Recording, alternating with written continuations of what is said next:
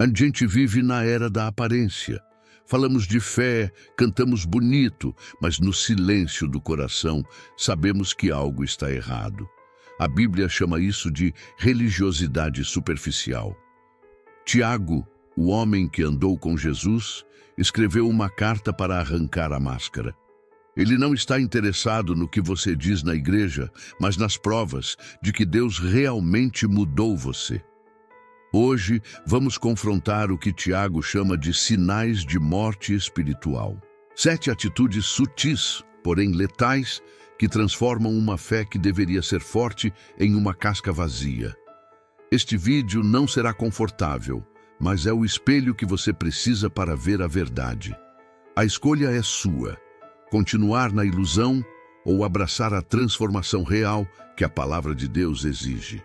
A maioria de nós nem percebe. O que Tiago expõe é a incoerência, a distância perigosa entre o que prometemos com a boca e o que fazemos com as mãos. Muitos acham que religião é um seguro contra o inferno, um ritual de domingo. Mas Tiago destrói essa ideia. Ele exige coerência.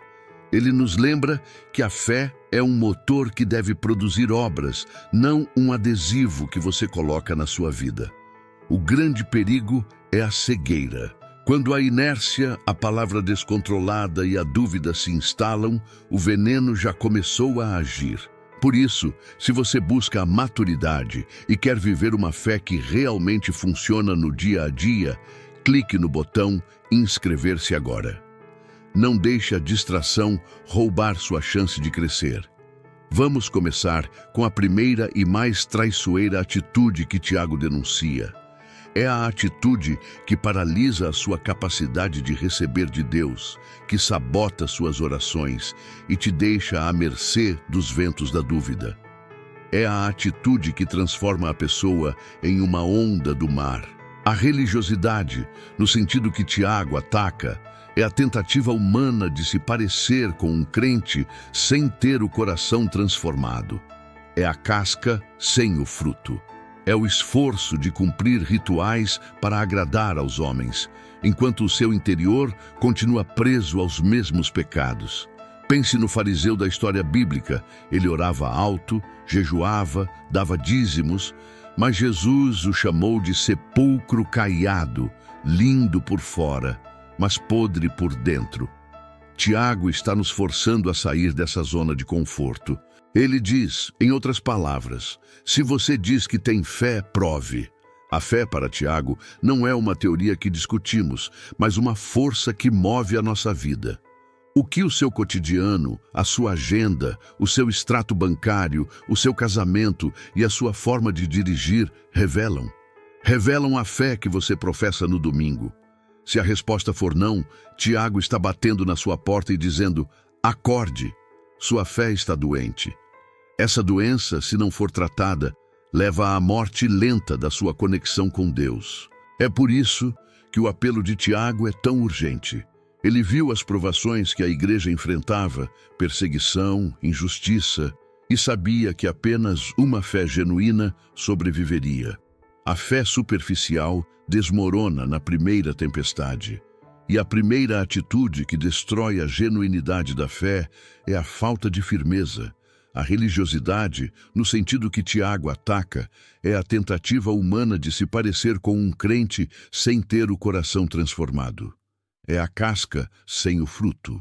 É o esforço de cumprir rituais para agradar aos homens, enquanto o seu interior continua preso aos mesmos pecados.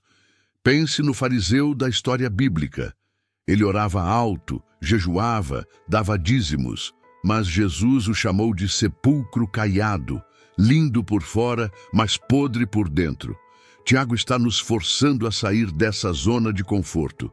Ele diz, em outras palavras, se você diz que tem fé, prove. A fé, para Tiago, não é uma teoria que discutimos, mas uma força que move a nossa vida. O que o seu cotidiano, a sua agenda, o seu extrato bancário, o seu casamento e a sua forma de dirigir revelam? Revelam a fé que você professa no domingo? Se a resposta for não, Tiago está batendo na sua porta e dizendo, acorde, Sua fé está doente.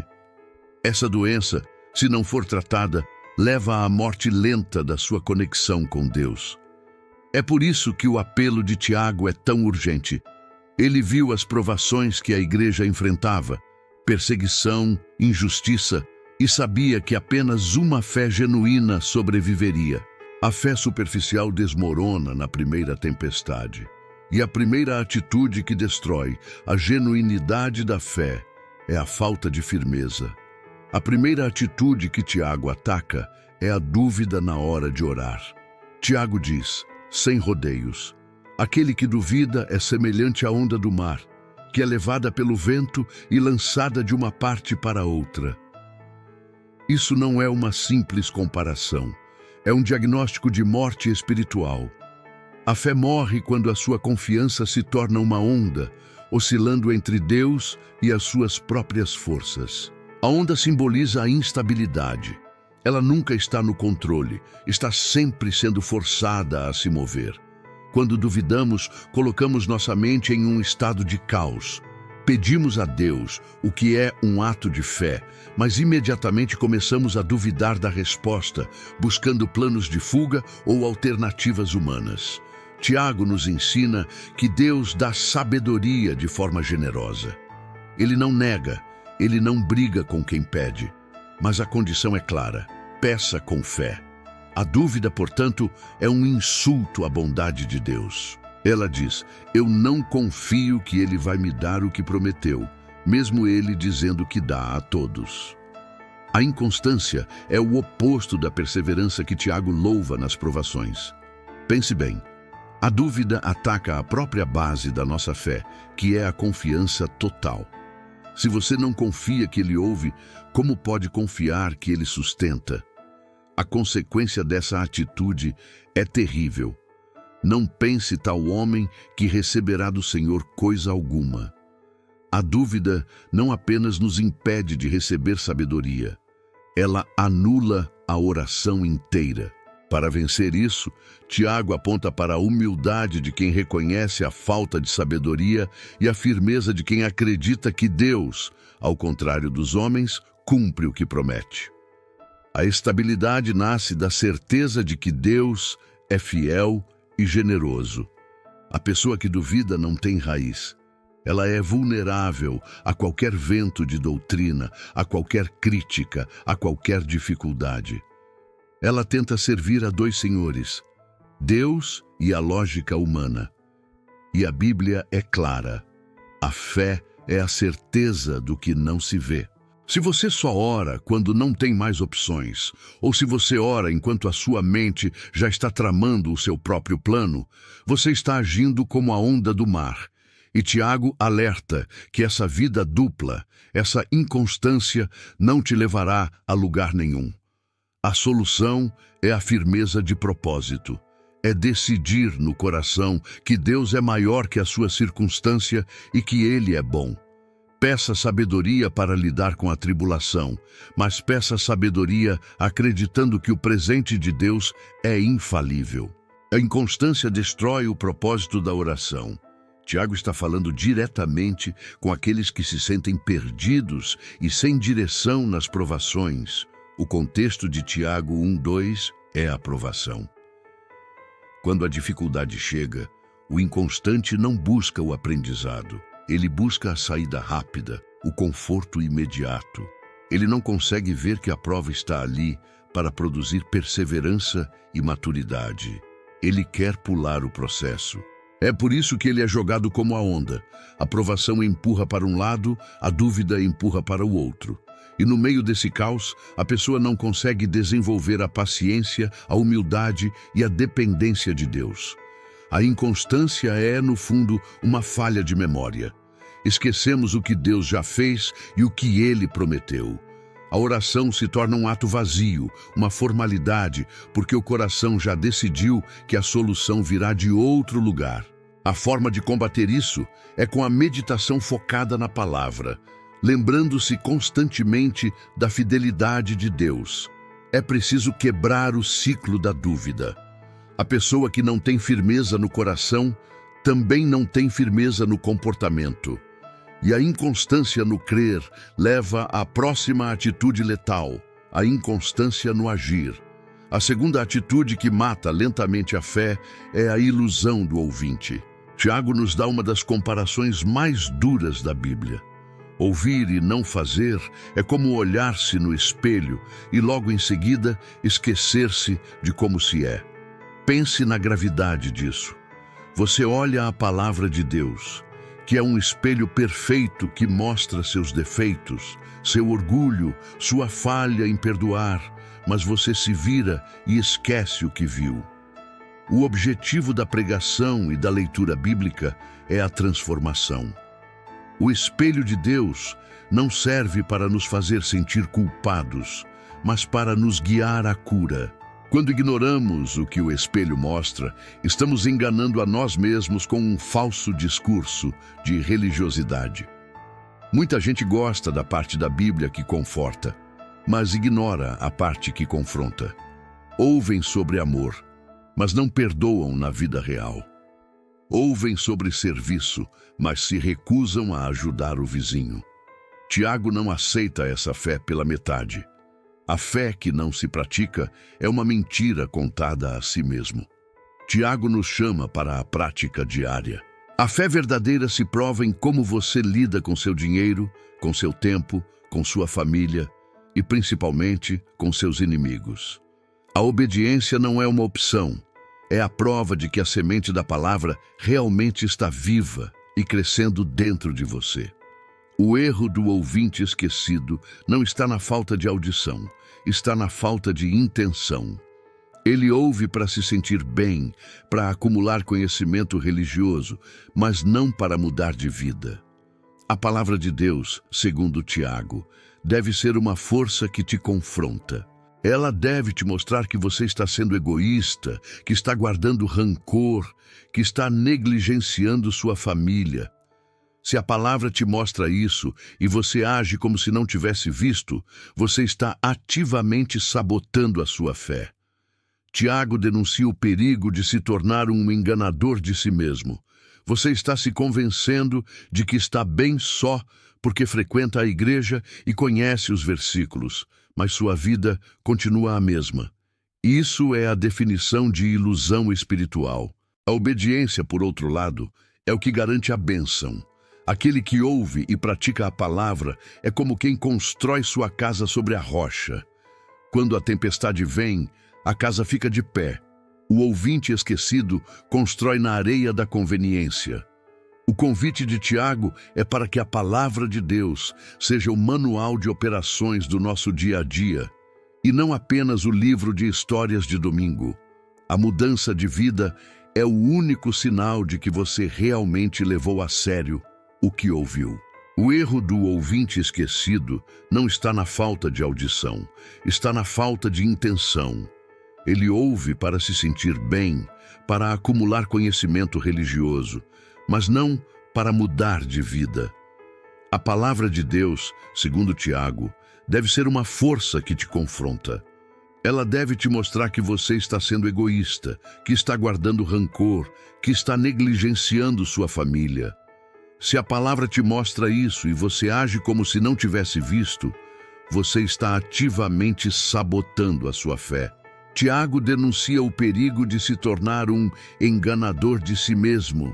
Você está se convencendo de que está bem só porque frequenta a igreja e conhece os versículos, mas sua vida continua a mesma.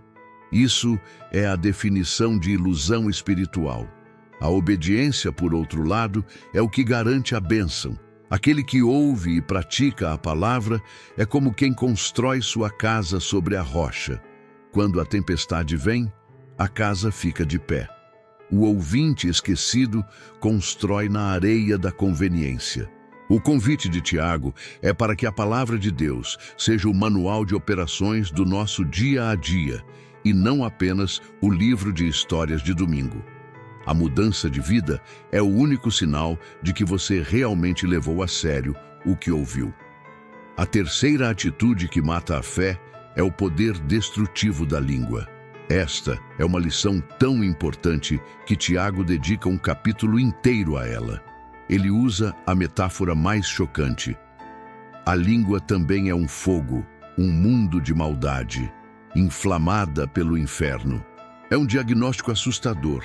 Uma pequena faísca, uma fofoca, uma crítica injusta, uma palavra de raiva pode incendiar uma grande floresta. Seu casamento, sua reputação, sua amizade. O grande problema da língua é que ela revela o estado do coração. A boca fala do que o coração está cheio. Se há amargura, ela sai como crítica. Se há orgulho, sai como exaltação própria. Tiago diz que não se pode louvar a Deus e amaldiçoar o próximo com a mesma boca.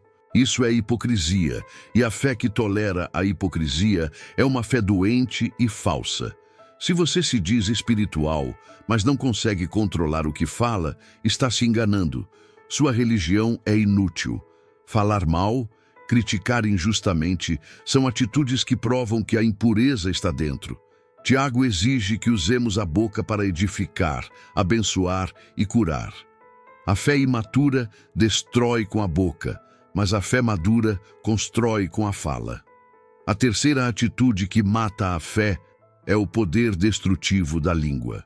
Esta é uma lição tão importante que Tiago dedica um capítulo inteiro a ela. Ele usa a metáfora mais chocante.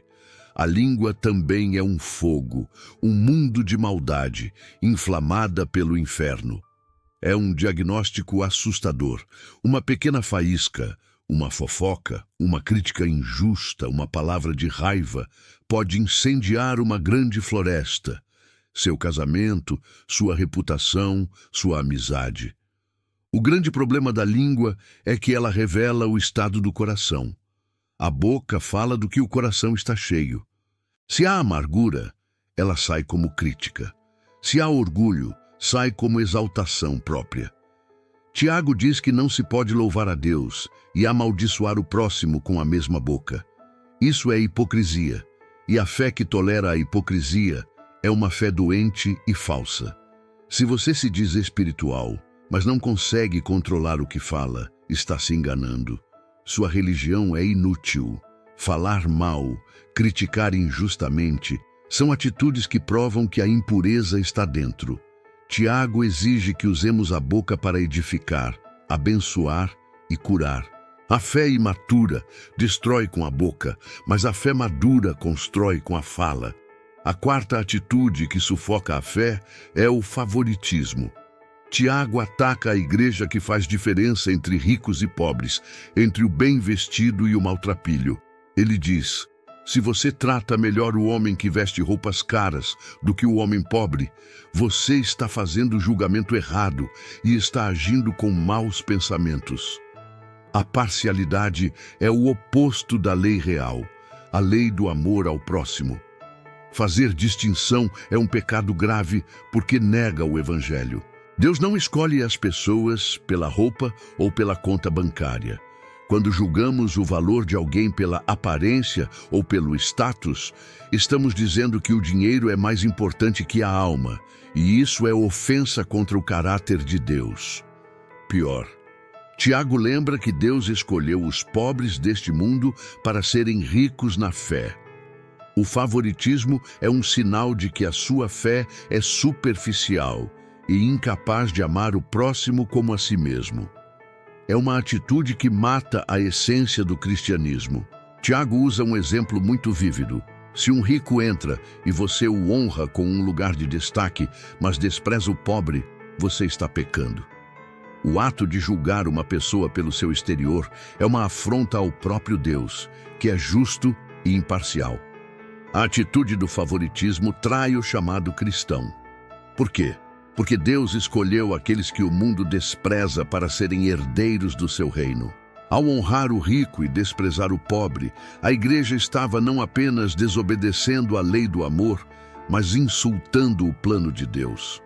O favoritismo é um sintoma de um coração que valoriza o sistema do mundo, riqueza, poder, mais do que os valores do reino de Deus. Humildade e misericórdia. Tiago é categórico. Ao fazer distinção, você se torna um juiz com maus pensamentos. Você está quebrando a lei real. E quebrar um mandamento é quebrar todos. A fé verdadeira deve ser marcada pela misericórdia.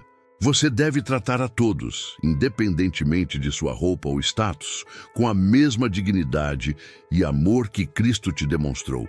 A misericórdia não é parcial. Tiago usa um exemplo muito vívido.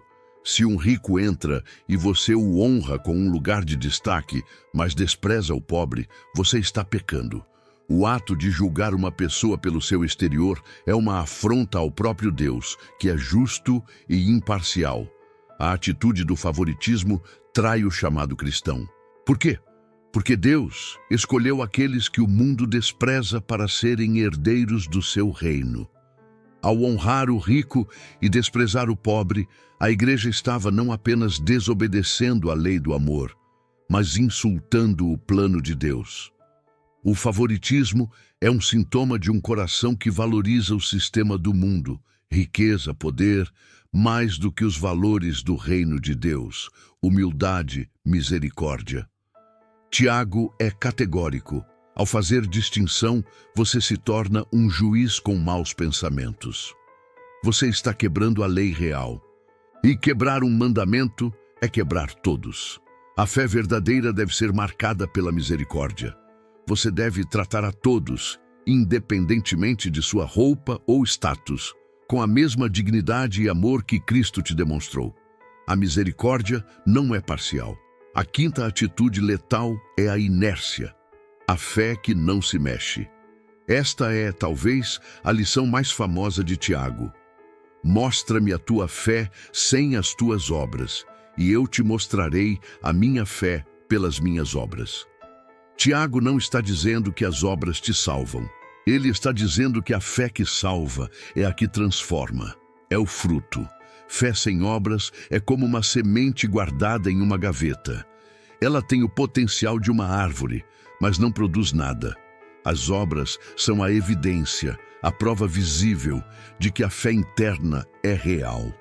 Você pode dizer que crê, mas se sua vida não muda, se você não serve, se não perdoa, Tiago diagnostica: está morta em si mesma. A fé viva se move para a generosidade, para o perdão, para o serviço sacrificial. A fé que não se manifesta na vida diária perde o sentido e a força. Tiago está combatendo a ideia de que a fé é apenas uma declaração mental. Os demônios também creem em Deus e tremem, mas essa crença não os salva. Portanto, a fé que é apenas conhecimento ou aceitação intelectual não tem poder. A fé salvadora é uma força que age. O teste que Tiago propõe é simples. Imagine que um irmão ou irmã precisa de comida e roupa, e você diz: vá em paz, se aqueça e se alimente. Mas não faz nada para ajudar. Sua fé ajudou? Não. Sua fé é inútil. Tiago usa o exemplo de Abraão, que foi justificado pela fé, mas cuja fé se manifestou quando ele ofereceu Isaque. As obras não foram o motivo da justificação, mas a prova dela. A fé e as obras trabalham juntas. Elas são inseparáveis. A fé é o coração.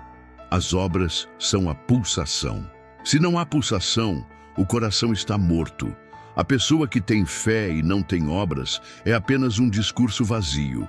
Tiago exige que a sua fé seja visível. O orgulho de pensar que você tem uma fé superior porque tem conhecimento é o que nos leva à próxima atitude. A sexta atitude é a arrogância de planejar a vida sem Deus. Tiago confronta aqueles que dizem: hoje ou amanhã iremos a tal cidade e lá passaremos um ano, e contrataremos e ganharemos. Ele diz: digo-vos que não sabeis o que acontecerá amanhã. Em vez disso, devieis dizer: se o Senhor quiser, viveremos e faremos isto ou aquilo. Esta atitude é um ato de orgulho que mata a nossa dependência de Deus. Vivemos como se fôssemos donos do nosso tempo, da nossa saúde, das nossas oportunidades.